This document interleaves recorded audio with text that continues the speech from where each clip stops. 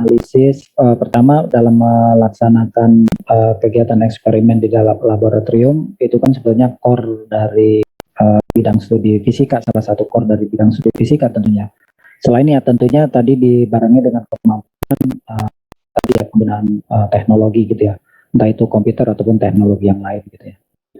Jadi kemampuan keterampilan saudara dalam melaksanakan eksperimen di laboratorium itu juga sebetulnya kan keterampilan yang memang harus ditunjukkan ya pada saat nanti katakanlah saudara berkarir di luar gitu ya. Keterampilan saudara dalam menganalisis data ya, baik itu data morfologi SEM, data XRD ataupun data komposisi itu harusnya memang keterampilan yang nanti bisa dibuatkan secara tertulis juga untuk pada saat saudara nanti melamar itu memang tertera bahwa saudara mampu. Dan saya rasa sih nanti nggak usah malu-malu misalnya ya, saya kalau memberikan rekomendasi selalu sangat baik. Jadi ya kita harus percaya diri aja, memang saudara dilatih untuk gitu menganalisis data XRD, menganalisis morfologi permukaan. Jadi kemampuan analisis quality control dari suatu pemrosesan produk gitu. Sebetulnya kalau nama bahasa pasarannya segitu ya, saudara quality control dalam proses production gitu ya, dalam proses production. Kemudian kalau di material sendiri, saudara melakukan tentu kalau kemampuan XRD ataupun SRD dan SEM itu kan sebetulnya adalah mesin-mesin modern ya sebetulnya ya. Keterampilan saudara dalam menggunakan mesin-mesin tersebut itu kan juga bisa menjadi bisa menjadi tambahan keterampilan saudara. Tapi memang kalau misalnya XRD kita nggak punya, ya tentu untuk melakukan pelatihan-pelatihan kita agak sulit. Tapi kalau SEM itu kan kalau nggak salah Prodi juga rutin untuk melaksanakan kegiatan pelatihan. Mungkin nanti ke depan selain penggunaan, selain analisis morfologi hasil dari analisis SEM juga bagaimana menggunakan SEM tersebut. Kalau nggak salah hands-on itu udah dilakukan ya Bu, di lab SEM kita di lantai 10 atau hanya sekedar ditunjukkan aja?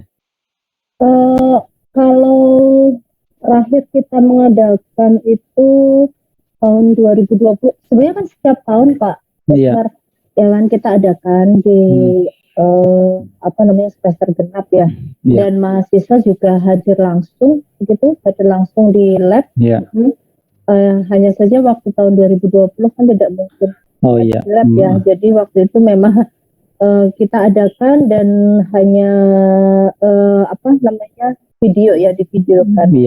Baik. Jadi ya mudah-mudahan tahun ini, karena kan bulan Juli ini rencananya kita juga mau ada workshop untuk yang praktikum yang belum ini ya. Ini kan sama sekali angkatan 2020 belum pernah masuk lab ya Pak ya. Nanti kita akan adakan, mudah-mudahan SEM juga termasuk, kalau misalkan waktunya memang masih cukup kita akan adakan juga. Jadi keterampilan itu nanti ya mungkin nanti harus bisa bunyi juga dalam satu dokumen ya, biar dituliskan aja bahwa saudara alumni ini memiliki keterampilan dalam misalnya menggunakan ataupun menganalisis hasil SEM gitu ya.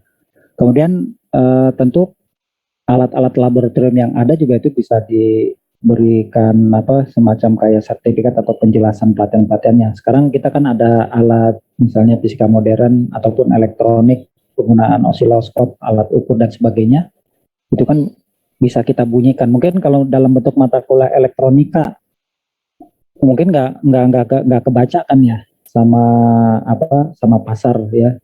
Nggak kebaca kan elektronika ini apa, tapi kalau nanti diberi keterangan di surat keterangan pendamping ijazah bahwa memang saudara terampil, dibuktikan misalnya ada sertifikat ataupun sertifikat kompetisi dan sebagainya, ya tentu nanti pasar bisa mendapatkan gambaran dari keterampilan atau kompetensi dari lulusan fisika gitu ya. Jadi tadi penggunaan alat-alat ukur yang ada di laboratorium. Dan tentunya juga ditambah dengan komputer yang atau alat-alat atau teknologi yang lainnya yang memang diberikan di kampus gitu. Ya jadi mungkin itu ya Yusuf ya jawaban saya terkait dengan tadi kira-kira kerjanya apa sih? Ya baik, terima kasih Pak Iya, atas iya, iya. penjelasannya. Iya. Baik, terima kasih Pak Esmer. Yang lain silahkan. Iya. Kalau itu Pak Esmer, Iya. untuk mahasiswa 2000, sekarang kan yang 2019 sedang PKL ya. Nah Iya. itu kan ada yang bimbingan dengan Pak Esmer juga ya. Iya, betul. Yang mengampu mata kuliah atau yang mengajar di prodi fisika itu Iya. semua ada bimbingan. Nah itu apakah penelitiannya juga relevan dengan atau yang dikerjakan selama PKL relevan dengan penelitian nanti pada saat skripsi atau dibebaskan Pak? Yang penting material begitu. Iya. Iya, baik. Nah, ini juga sebelum menjawab itu ini juga menarik ya. Tadi yang kaitannya dengan kerjaan apa sebetulnya kegiatan PKL juga kan membuka menambah lagi cakrawala mahasiswa kita sebelum mereka terjun ke masyarakat atau sebelum lulus gitu ya. Dalam kegiatan PKL, kira-kira bidang kerja PKL itu seperti apa gitu ya. Ya mungkin memang tidak semua bidang kerja yang bisa kita kan harus disesuaikan dengan profil lulusan ataupun capaian pembelajaran yang memang telah dirumuskan dalam kurikulum. PKL-PKL yang dilaksanakan di sekarang lembaga-lembaga di bawah BRIN gitu ya, seperti LIPI, terus dan Antam ataupun BPPT dan seterusnya. Nah itu kan sebagai memberikan pengalaman mahasiswa dalam pada saat nanti mereka berkarir itu seperti apa ya bidang-bidangnya itulah seperti itu ya. Dalam kegiatan-kegiatan PKL itu juga nanti bisa tergambar gitu ya. Nah kemudian kalau topik-topik PKL, nah sebetulnya memang ini ya tentunya kalau dari prodi atau dari dosen-dosen yang ada yang terkait dengan bidang material yang memang diharapkannya sih bahwa bidang kajian yang memang diambil oleh mahasiswa dalam PKL itu juga sesuai dengan bidang-bidang kajian yang saat ini sedang dikerjakan oleh dosen-dosen penelitian khususnya yang material gitu ya. Tapi memang ini nggak mudah ya Bu Widya ya. Kadang-kadang karena syarat PKL itu katakanlah misalnya harus di luar institusi gitu ya, di luar misalnya tadi PKL-nya misalnya di LIPI atau di Batan gitu ya. Nah kemudian bidang penelitian materialnya itu adalah jenis materialnya itu berbeda, ya tentu pada akhirnya ya juga kita harus ikut menyesuaikan juga ya. Tapi prinsipnya adalah seperti yang saya sampaikan di awal, material itu prinsipnya itu adalah prosesnya itu adalah yang pertama dalam kajian-kajian material, prosesnya apa, materialnya apa, tapi dasarnya itu sebenarnya kan sama gitu ya. Saudara mau mengkaji yang polimer, komposit, logam, dan sebagainya, tapi prinsip dasarnya sebetulnya sama. Yang pertama, saudara menyiapkan alat dan bahan untuk melakukan proses pengambilan data. Proses pengambilan data tentunya diawali dengan pembuatan ya. Kalau material ya tentunya misalnya pembuatan sampel. Kalau kita mau buat sampel, buat material ya, untuk membuat suatu material ya maka bahan-bahan dasar apa saja yang diperlukan.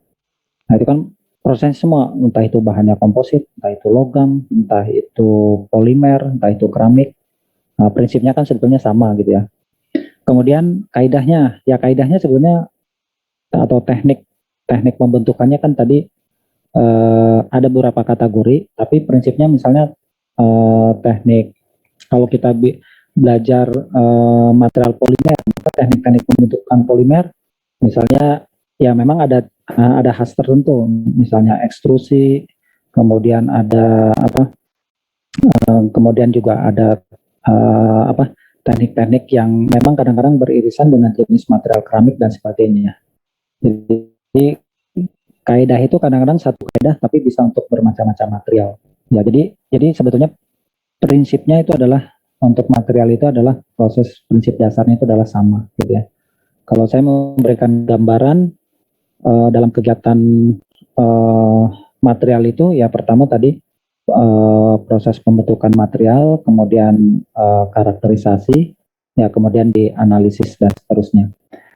Kalau waktunya cukup, sebetulnya memang jangan sampai hanya dalam bentuk sampel gitu ya, tapi sudah dalam bentuk jadi minimal dalam bentuk prototype gitu ya. Prototype untuk aplikasi, misalnya saudara ingin membuat material untuk sebagai bahan baterai, ya, atau untuk apa kapasitor untuk solar cell dan sebagainya. Ya, tapi sekali lagi kalau untuk tingkat S1 mungkin penelitiannya nggak sampai ke sana gitu ya, karena waktunya itu tentu saudara dibatasi oleh waktu gitu ya. Jadi itu adalah payung penelitian besar dari satu dosen gitu ya, dan itu harusnya berjenjang gitu ya, berjenjang. Katakanlah kalau untuk tingkat untuk anak S1 dia kajian-kajian yang terkait dengan sifat dan karakteristik material hasil dari proses pembentukan satu material, kemudian nanti prototipenya mungkin nanti bisa untuk yang S2, nah nanti untuk aplikasinya misalnya S3, misalnya seperti itu. Jadi memang harusnya sih berjenjang, nggak bisa dikerjakan oleh anak S1 dari dari sampel prototype sampai nanti produksi gitu ya misalnya, tentu nggak bisa, dan juga tentunya tidak bisa dikerjakan oleh prodi kita sendiri gitu ya, tentu harus melibatkan prodi-prodi lain, melibatkan misalnya dari fakultas teknik gitu ya, ataupun fakultas-fakultas yang lain gitu ya. Jadi ya jadi ini memang banyak melibatkan dari, tapi itu tentu bisa harus kita pahami gitu ya, harus kita pahami artinya, oh ya kita tahu nih batasan kita ini, kalau ingin kita lanjut nanti kita bisa ya, kalau penelitian, kalau untuk tugas akhir mungkin kita batasi sampai sini, tapi kalau untuk lanjut sebetulnya dosen-dosen ini terbuka kalau memang masih tetap tertarik dengan penelitian tersebut ya silakan, tapi tentu itu juga nggak realistis ya. Biasanya kan kalau mahasiswa udah lulus ya udah pengen cari kerja atau studi lanjut. Nah ini memang pada akhirnya penelitian-penelitian yang dilakukan untuk penyusunan tugas akhir itu akan lebih banyak terpakai itu pada saat saudara mungkin nanti studi lanjut. Ya studi lanjutnya tentu yang sebidang gitu ya. Kalau saudara lanjutnya ke bidang yang sosial humaniora misalnya ya tentu agak berbeda. Tapi ya lagi-lagi prinsipnya kalau penelitian itu adalah ilmiah, metode ilmiah, mau saudara saintek ataupun sosial tek, ya prinsip kaidah ilmiah itu adalah sama. Jadi ya kita menarik lagi ke atas yang lebih general. Ya mungkin itu ya Bu Widya terkait tadi pertanyaan ini. Baik, terima kasih Ya. Pak Ismar. Ya. Silahkan yang lain. Oh ya Pak Ismar, kalau tadi kan Bapak menjelaskan untuk yang penelitiannya Pak Ismar, ya kan? Nah, kalau Prof Agus itu, terakhir kan beliau sempat ini ya, pasti keramik ya Pak Ismar. Iya, nah yang keramik waktu itu saya ininya nggak pegang Ibu ya. Saya nanti saya share juga lah ya. Tapi memang yang saya ingat dulu bimbingannya itu karena saya yang menguji itu memang Pak Agus ke Briket ya, ke Arang Tempurung Kelapa gitu. Kalau misalnya memang diizinkan saya mau menjelaskan sedikit atau gimana? Oh iya silahkan. Nah, iya baik.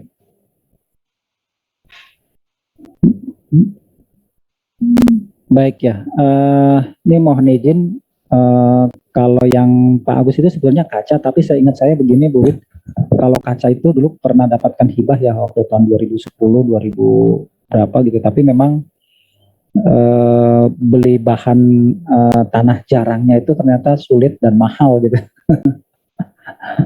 beli bahan dasarnya itu sangat susah gitu, jadi akhirnya saya kalau tidak salah ya memang agak sempat terhenti gitulah ya, sempat terhenti karena tadi ya kendala-kendala itu.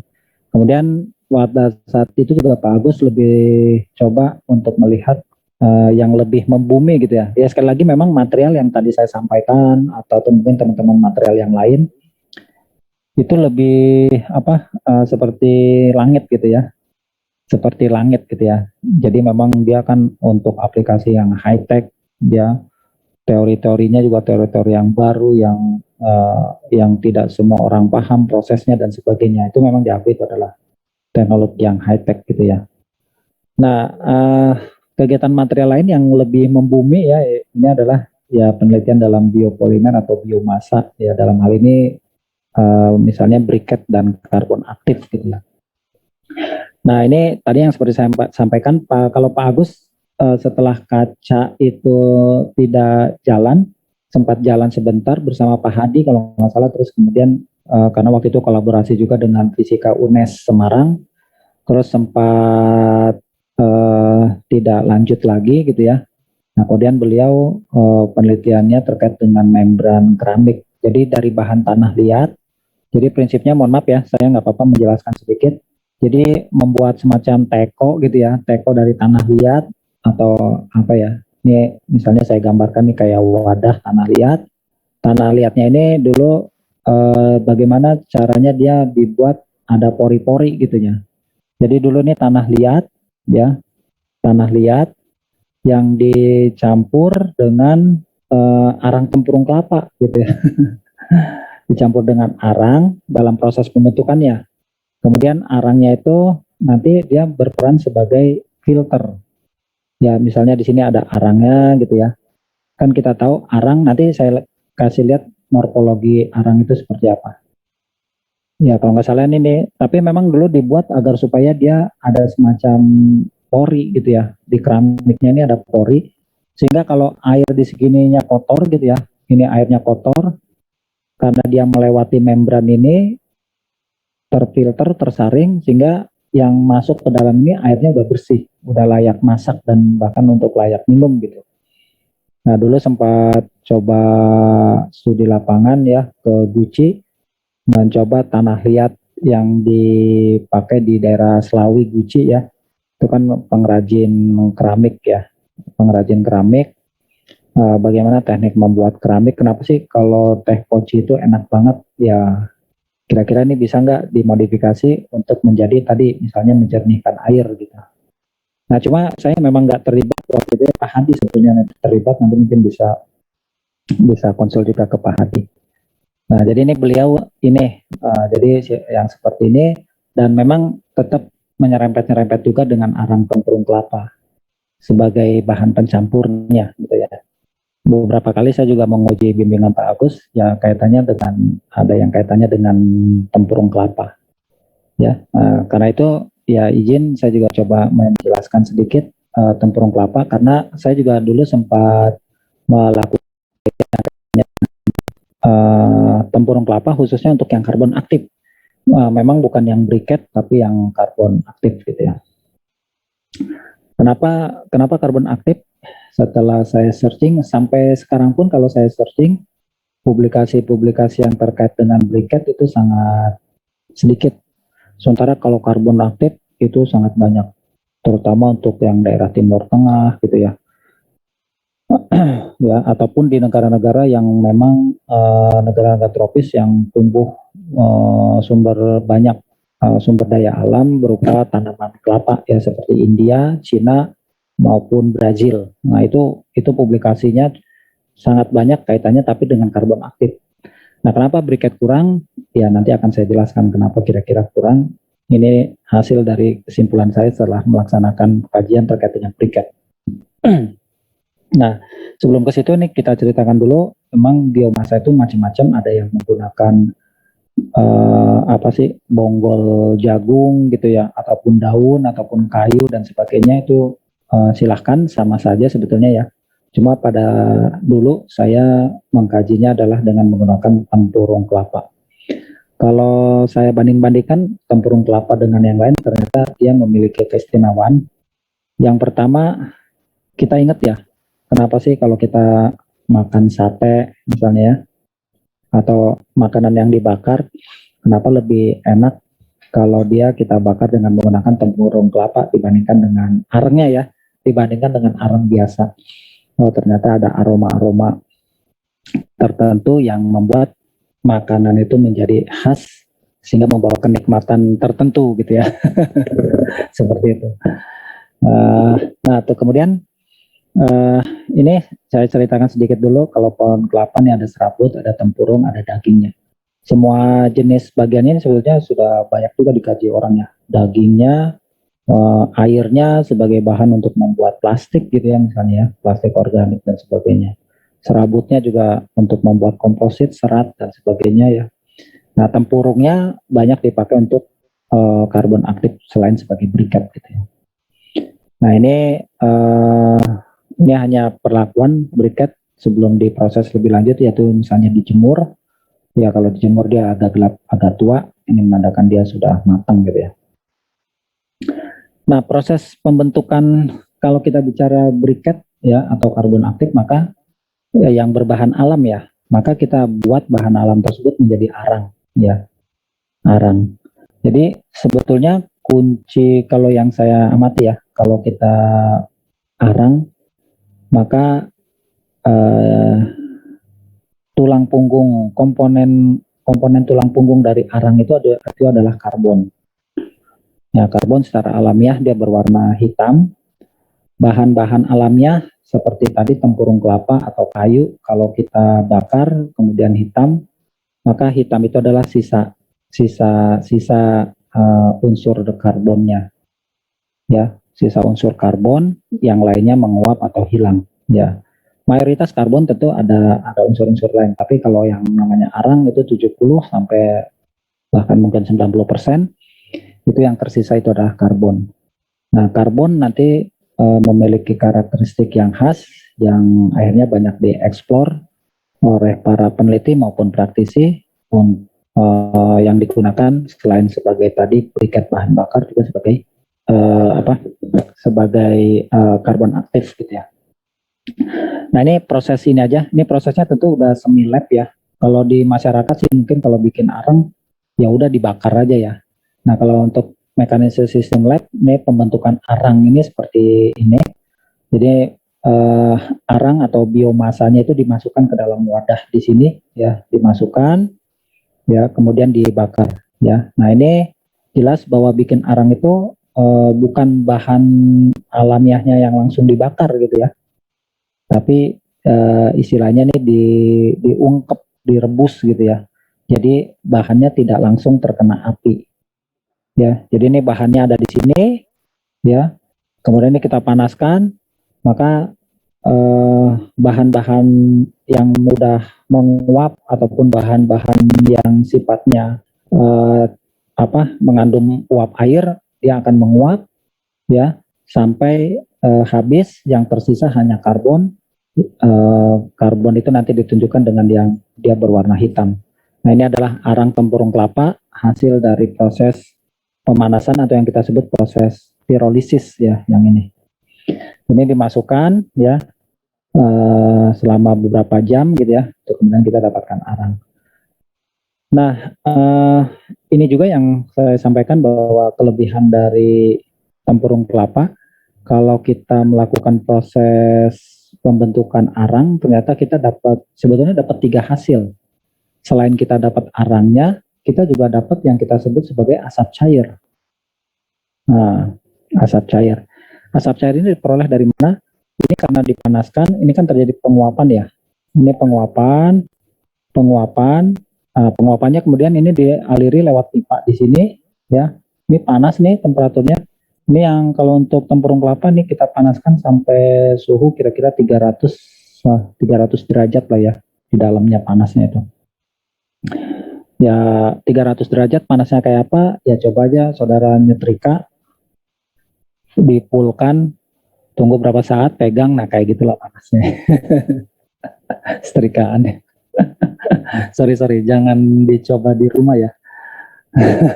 Don't try at home, bahaya. Mohon saya tarik kata-kata saya. Nah, ini ya asap cairnya ke sini ya. Nah, kemudian ini ada semacam kayak jebakan ya, karena ternyata kandungan tempurung kelapa itu ada bahan yang kita sebut sebagai ter. Kalau ter itu mungkin saudara ingat aspal ya. Aspal yang warnanya hitam mencair. Nah, ternyata tempurung kelapa juga ada bahan ininya, tarnya. ya. Nah, bahan tarnya ini ya tentu ini sifatnya racun, berbahaya kan. Jadi mau kita pisahkan antara uapnya dengan tarnya. Nah, uapnya kita pisahkan, ini ada semacam kita sebut sebagai jebakan tar gitu ya. Setelah ini, jadi karena di sini kan tarnya dia bentuknya nih ke sini mengalir bukan asap, ya ada yang sebagian asap tapi ada sebagai juga yang cairan. Jadi yang cairan kita jebak di sini supaya dia nggak ikut ke sini, ya supaya cairan ternya dia ngumpul di sini, kemudian ini kita buang. Ini kita buka dia kita buang ke sini. Ya tentu kita tampung dulu ya, warnanya hitam. Nah, ke sini kita dapatkan uap yang relatif lebih bersih, ya, lebih bersih. Nah, kemudian ini dimasukkan ke dalam drum. Drum ini pipanya juga masuk ke sini, ya, pipanya mengular. Di dalam pipa ini isinya air, ya. Dan air di dalam drum ini sebetulnya harus dialirkan, ya. Makanya kalau punya lahan ini dihubungkan dengan kolam ikan, ya, kolam ikan misalnya 5x5, ya. Kemudian ditambahkan dengan pompa gitu ya, dengan pompa airnya ke sini, jadi dia ke sini terus dia dari balik lagi ke sini, ya. Jadi dia memompa ke sini air dingin, nanti air panasnya dibuang ke sini masuk ke dalam kolam lagi. Nah, tujuannya apa? Tujuannya supaya air di sini suhunya stabil dan dia bisa berperan sebagai drum atau tabung kondensasi, ya. Nah, karena ini panas, masuk ke dalam air yang suhunya, kalau air itu kan suhunya kira-kira berapa ya? 18 sampai 20 derajat Celcius lah ya. Sementara di sini suhunya sekitar 300 derajat, masuk ke sini kan dingin jadi mengembun. Nah, mengembun di sini ditampung cairannya yang relatif warnanya lebih jernih. Nah, ini kalau gambar ininya kita punya dulu. Nah, ini seperti ini ya. Nah, kita akan dapatkan yang kita sebut sebagai asap cair. Sini ya. Nah, itu prosesnya. Jadi proses pembentukan arang yang pertama dapat arang, yang kedua dapat asap cair gitu ya. Ada yang ketiga sebetulnya kita dapat juga metan, gas metan. Nah, cuma di gambar ini nggak ada.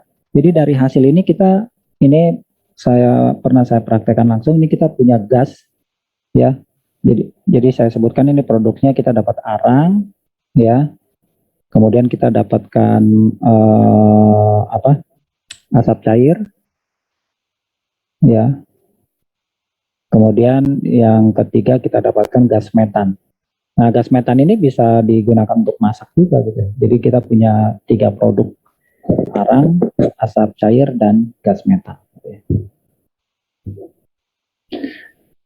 Baik, selanjutnya, nah ini kalau arang itu sendiri, kemudian kalau kita mau jadikan dia sebagai briket, ya. Jadi gambar yang ini tadi nih arang ini kita giling, ya penggilingan sederhana nih seperti penggilingan parutan kelapa sebetulnya. Karena ini barang-barang yang murah aja dibeli untuk parutan kelapa. Dimasukkan ke sini arangnya, ya, dimasukkan ke sini, kemudian digiling. Nah, ini penggilingan yang sekali dia ini masih kasar, kalau kita pegang dia butiran-butirannya masih kasar. Kita masukkan sekali lagi penggilingan yang kedua, kita akan dapatkan serbuk arang yang lebih halus gitu ya. Ya, tapi proses penggilingan luar biasa ya. Luar biasa itu kebulnya, ke badan hitam, masuk ke dalam hidung juga, aduh itu memang pekerjaan yang sangat berat sekali. Bikin arang ini. Ini kita lakukan dulu di kampus, di lab, di kampus B cuma dulu ya. Ya. Nah, kemudian, ini ada prosesnya agak terlewat sedikit. Ini kalau mau dijadikan briket, maka dia harus kita tambahkan perekat. Ya, karena perekat itu atau lem gitu ya. Lemnya biasanya kalau dulu saya menggunakan tepung kanji, ya, tepung kanji, sagu ya kalau tepung kanji ya. Tepung kanji dengan rasio 1 gram tepung kanji sebanding dengan 20 gram serbuk arang nih. Jadi ininya 20, misalnya 20 gram, maka 1 gramnya itu adalah tepung kanji. Nah, ini untuk membuat lem juga nih jangan salah nih, ini harus pakai air panas gitu ya.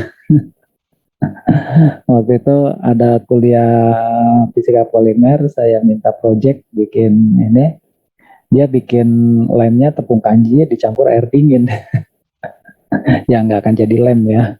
Jadi harus air panas, pakai air panas jadi tepung lem atau lem, nah kemudian dicampur oleh serbuk arang ini. Setelah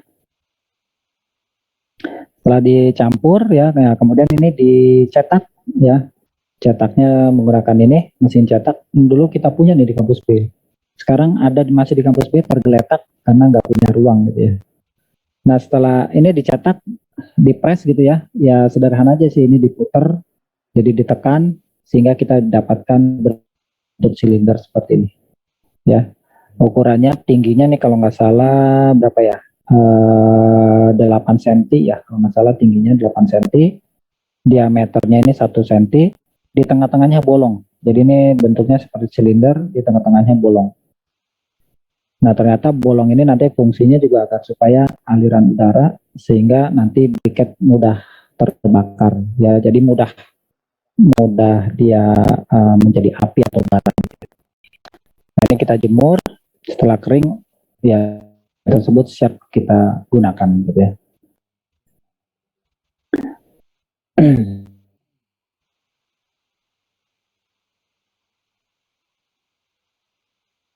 Dinyala juga ya. Ini data-datanya mohon maaf nih ada, nanti kalau itu akan dia jadi abu itu butuh kira-kira 6 jam.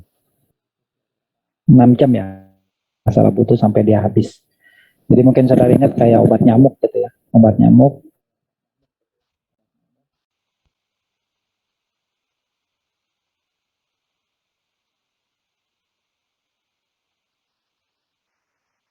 bakar. Ini udah pernah kita uji coba, kemudian kita juga kalau dilihat itu apinya biru ya. Ini saya juga nggak tahu kenapa warna. Jadi yang merah ini bukan api tapi ini bara. Jadi apinya itu sebetulnya warna biru. Nah cuma mungkin kameranya kurang canggih kali ya. Jadi warna biru apinya nggak kelihatan ya. Ini dicoba masak. Nah, ini masaknya warna biru. Nah ini yang saya sebut tadi kenapa penelitian-penelitian terkait briket itu nggak banyak dilakukan karena memang ya briket ini khususnya briket arang tempurung kelapa ini memang masih belum bisa bersaing dengan gas LPG atau apa ya ataupun bahan bakar yang lain. Dari segi yang pertama ini untuk menyalakan ini menjadi bara itu juga membutuhkan effort yang cukup cukup lama juga sebetulnya kalau 5 menit. Sama kayak kalau kita kan kalau kompor gas itu kita ceklek kalau nggak nyala kan apa ceklek dalam hitungan detik dia kan nyala gitu ya. Kalau ini mungkin harus kita bakar dulu selama 5 menit gitu ya baru jadi bara gitu. Jadi memang persaingannya ya memang belum bisa bersaing gitu ya. Nah, kecuali kalau memang ada orang yang memang dia nggak bisa mampu memiliki gas LPG dan seterusnya. Nah itu kemudian ini kita lihat ya ini briket ya saya sampai di sini aja briket karena memang untuk penelitian lanjutan saya juga belum pernah melakukan lagi karena waktu itu memang yang saya kerjakan untuk yang karbon aktifnya saja. Nah, karbon aktif, pengertian dari karbon aktif tadi, kenapa dia disebut karbon aktif? Jadi kalau misalnya, mungkin saudara pernah dengar ya, kalau kita kopi Jos di Malioboro gitu ya, tahu ya kopi Jos di Malioboro gitu. Jadi kenapa kalau minum kopi Jos tuh enak, nggak asam lambung gitu ya. Atau kalau misalnya saudara keracunan, saudara kan selalu minum apa ya, semacam kayak apa sih? Ya semacam kayak arang-arang gitu kan. Kalau misalnya saudara keracunan, kan bahan yang itunya kan dari arang gitu ya. Jadi arang itu ternyata sifatnya dia memang bahan karbon itu dia memang sifatnya dia sebagai absorban gitu ya. sebagai adsorban. Nah, sifat adsorban ini data fotosem yang pernah kita ambil. Ini ternyata ini lihat nih, ini bopeng-bopeng kayak gini. Jadi dia sebetulnya sifat alamiahnya dia berpori. Nah ini pori. Nah ini pori, ini sifat ya pori. Nah mungkin bisa saya ini kan juga gambar yang lain. Nah ini mungkin lebih jelas ya. Nah ini, maaf. Nah ini, ya ini. Nah ini juga tempurung kelapa. Nah ini kebetulan ada bagian yang coak gitu istilahnya ya, yang apa sih yang terkelupas. Kita lihat nih, ini semacam kayak ada sedotan-sedotannya. Ini adalah permukaan arang tempurung kelapa. Jadi ternyata sifat alamiah dari kelapa itu ya dia berpori ini. Sehingga ini bisa kita pahami kenapa sekarang arang itu banyak dijadikan sebagai karbon aktif. Ya. Karena apa? Aktif di sini artinya dia aktif, dia berperan sebagai absorban, penyerap. Nah, kajian-kajian yang pernah saya lakukan ini adalah saya mencoba mengkaji bagaimana serapan dari arang tempurung kelapa pada limbah-limbah cair yang mengandung logam berat. Logam beratnya misalnya ya tadi tembaga, kemudian besi, gitu ya, kemudian krom ya, ataupun nikel ataupun bahan-bahan yang lain yang larut, yang terkandung di dalam suatu cairan, kemudian kita uji seberapa mampu si karbon aktif ini menyerap kandungan logam tersebut gitu ya. Nah, ini kita bisa dipahami kenapa, tapi memang mekanismenya ini berbeda dengan membran ya. Jadi kalau karbon aktif dia porinya ini buntu. Jadi kalau ini saya gambarkan ini, misalnya ini lubang pori ya, ini lubang porinya dia begini, ini gitu. Jadi dia hanya satu jalan keluaran saja gitu ya. Jadi kalau dia udah masuk ya masuk, nggak bisa keluar lagi. Kalau membran itu kan seperti rancangan yang sedang dibuat oleh Pak Agus kan, kalau membran itu dia kan bisa masuk ke sini kan, bisa masuk. Nah cuma mekanismenya apakah lewat pori, apakah lewat difusi? Memang seingat saya sih kalau membran itu prosesnya difusi. Nah ini saya mohon maaf nggak hafal ya kalau yang dikembangkan oleh Pak Agus terkait dengan membran pada bahan keramik seperti apa. Apakah dia prosesnya difusi ataukah ya tadi nih kalau difusi kan dia nggak perlu pori sebetulnya kan ya. Nah, gitu ya. Tapi kalau dia lewat gitu aja filter, ya dia kan ini harus berpori. Nah yang saya tahu kalau karbon tempurung kelapa ini porinya itu dia jalan buntu gitu. Jadi ini kalau misalnya ada limbah cair yang berbahaya buat lingkungan, misalnya krom. Nah ini nanti unsur kromnya ini dia masuk ke dalam sini. Karena itu makanya performa dari karbon aktif nanti juga ditentukan oleh ukuran dari porinya gitu ya. Ukuran pori. Nah kalau kita lihat gambar di sini, ini kan ukuran pori ini ada yang kecil, ada yang gede, ya. Nah proses aktivasi itu dilakukan agar supaya pori-pori ini terbuka maksimal, gitu ya. Pori-pori ini terbuka maksimal. Maksimal ini seperti ini ya. Jadi proses untuk menarik atom-atom berat ke dalam pori itu adalah prosesnya sebetulnya tarikan van der Waals.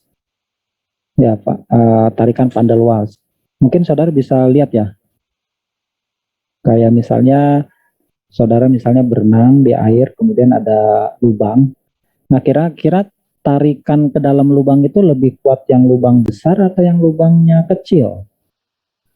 Nah, analoginya seperti itu ya. Kalau lubangnya terlalu besar, maka dia tidak efektif juga untuk menarikan, karena katakan misalnya alirannya lemah. Kalau terlalu kecil, ya kalau terlalu kecil maka kalau atom yang mau atau partikel yang diserapnya itu besar ya kan dia nggak bisa masuk juga gitu ya. Ya maka ukurannya memang harus disesuaikan untuk dengan ukuran dari partikel-partikel yang akan diserap gitu ya. Nah kalau dia ukurannya pas, nah ini kan kalau kecil dia nyedotnya juga akan kuat gitu ya, nyedot masuk ke dalam ini. Nah proses aktivasi ya selama pemrosesan selama pemrosesan bisa aja nih lubang di sini tertutup, misalnya oleh sisa-sisa ter yang tadi disebutkan kan. Jadi di dalam pori ini bisa aja sebagian masih terisi oleh ter-ter yang tidak ikut menguap pada saat proses pirolisis. Nah, untuk membersihkannya maka dilakukan proses yang kita sebut sebagai proses aktivasi. Aktivasinya sebetulnya ada dua prosesnya, ada secara fisika dan ada secara kimia. Kalau secara fisika ya kita panaskan aja. Kita panaskan pada temperatur tertentu. Ini dulu kita mengerjakannya, kita panaskan dalam suasana gas argon ya. Gas argon untuk mengusir oksigen supaya ini tidak terjadi oksidasi sehingga merusak ataupun menutupi lubang pori ya. Nah, ini setting beratnya sederhana seperti ini aja ya. Kemudian cara yang kedua yang pernah saya lakukan juga dengan menggunakan mohon maaf ya, ini karbon aktifnya ada di sini, dimasukkan ke dalam tabung, tabungnya tabung kaca gini, dihubungkan dengan selang dari tabung gas argon. Kemudian yang bagian ini dimasukkan ke dalam tungkunya di sini nih. Jadi yang gambar ini dimasukkan ke dalam tungku pemanas. Nah, tungku pemanas ini kita atur temperaturnya. Ya, temperaturnya sekian menit gitu. Sekian derajat, berapa ya saya lupa ya. Suhunya antara 400-500 derajat Celcius seperti itulah ya. Ya. Iya, itu mungkin ya sementara kajian-kajiannya, ada hasil-hasilnya nanti mungkin bisa kita diskusikan lebih lanjut. Sekarang udah jam 12. Udah jam 12 ya. Iya, baik. Iya. Baik. Itu Baik. saja sementara mungkin. Baik. Ya, terima kasih. Pak Esmar, mohon maaf itu Pak, itu sepertinya untuk yang topik tentang briket itu mungkin lebih menarik dijadikan materi atau topik PKM nggak mungkin Pak? Karena kan iya. lebih applicable ya. Sebetulnya iya. Sebetulnya sih itu ya, mungkin ya. Tadi menyambung pertanyaan Yusuf. Kalau yang komposit tadi ya karena memang bahannya juga ini ya terbatas gitu ya, karena memang harga mahal dan sebagainya, atau itu juga kaitannya dengan tugas akhir yang biasanya kalau mahasiswa yang tingkat akhir juga kalau itu mau dijadiin PKM agak males karena mereka fokus, padahal kan sebetulnya sambil jalan ya bisa ya. Nah, dan tentu bahan-bahan itu juga nggak mudah didapat gitu ya. Mungkin ya saudara harus minta atau beli gitu ya. Tapi kalau yang karbon aktif itu kan relatif lebih murah dan bisa mudah didapat ya. Dan labnya masih ada juga ya Pak ya di itu ya. Ya sebetulnya labnya sih nanti ngegabung lab material aja lah. Kalau lab yang itunya kan udah dirubuhin Bu di kampus B. Tapi itu kan hanya arangnya selama ini saya minta ya udah arangnya itu bikin sendiri aja di rumah. Itu kan modelnya dimasukkan ke dalam kaleng terus dipanaskan atau beli arang jadi gitu. Nanti tinggal proses pemanasannya aja dengan menggunakan tungku gitu. Kalau mau aktivasi secara fisika, kalau secara kimia maka kita campur dengan larutan asam ataupun basa gitu. Jadi bisa pakai asam, bisa pakai basa. Itu juga pernah kita lakukan juga. Iya. Atau yang kedua aktivasi dengan menggunakan microwave. Nah itu di lab ada. Pernah ya. Pernah juga kita lakukan ya. Nanti detailnya bisa kita diskusikan gitu. Untuk PKM ya betul sih Bu. Kayaknya lebih menarik yang itu karena itu kan lebih membumi dibandingkan yang tadi komposit itu melangit gitu. Iya betul Pak. Iya. Jadi itu dari sini mungkin dari paparnya Pak Esmar ini ada kalau ada ide untuk ngembangin briket itu cukup bagus ya. Dan itu mungkin kalau ini ya pangsa pasarnya bukan untuk menggantikan LPG Pak. Tapi bisa jadi itu untuk misalkan bikin kalau misalkan tukang nasi goreng itu dulu kan kalau pada pakai itu Pak arang-arang gitu ya. Nah, kalau misalnya ganti pakai briket mungkin kan tetap enak baunya ya loh Pak, beda dengan gas ya. Dan jadi solusi juga mungkin untuk salah satu alternatif EBT Pak, energi baru dan terbarukan gitu. Iya, betul. Ya. Baik, ada pertanyaan dari teman-teman mahasiswa? Ya memang waktunya juga sudah jam 12, nanti jam 13 ada rapat ya Pak Esmar ya. Harus ini, tapi sangat menarik ya, sangat detail dari informasi dari Pak Esmar. 2 jam saya tadi nyimak terus, dan mudah-mudahan yang lain benar-benar nyimak ya, karena ilmunya banyak banget ya. Kalau misalkan disuruh belajar sendiri saya juga males gitu tadi dijelaskan. Jadi kayak ikut kuliah aja Pak Esmar gitu. Kuliah singkatnya Pak Esmar. Terima kasih Pak Esmar materinya untuk memberikan materinya. Saya sering memberikan mahasiswa ya. Kalau tadi Pak Esmar promosi yang memang ada kuliah yang disebutkan pada kuliah yang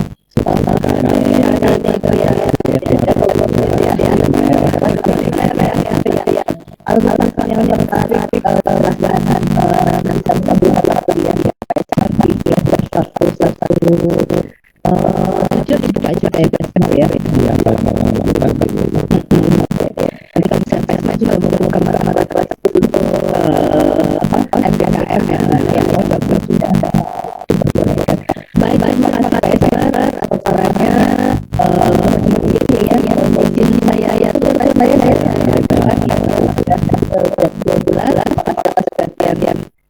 siswa semua, mudah-mudahan kegiatan hari ini benar-benar bisa menambah gambaran ya pada mahasiswa tentang materi yang bidang posisi tadi terlibat dan lagi apa Pak tadi Ya, karena posisi dan mohon maaf jika dalam pelaksananya yang benar terjadi kesalahan. Assalamualaikum warahmatullahi wabarakatuh. terima kasih Cici. Ya, terima kasih.